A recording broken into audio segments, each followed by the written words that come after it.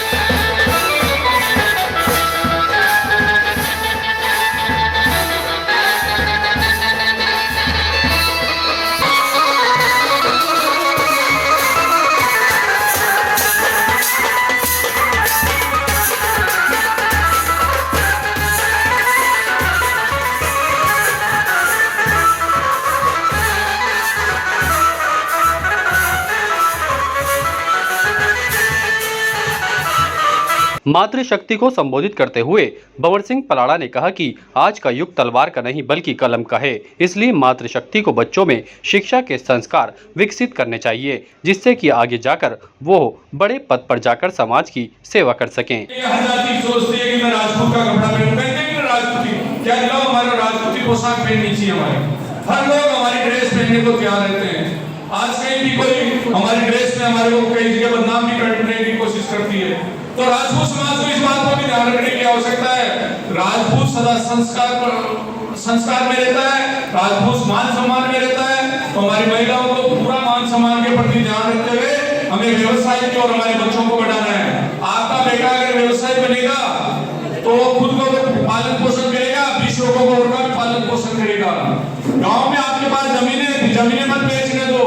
अपन बेटी की शादी होती है जब जमीन बेच देते हैं। आज का युग है, आप सबको बताना चाहता हूँ, शिक्षा, व्यवसाय के साथ में आज का युग है राजनीतिक। सबकी तारों की चाबी होती है वो राजनीतिक होती है, और उसमें आप महिलाओं को 50% कोटा मिल गया है।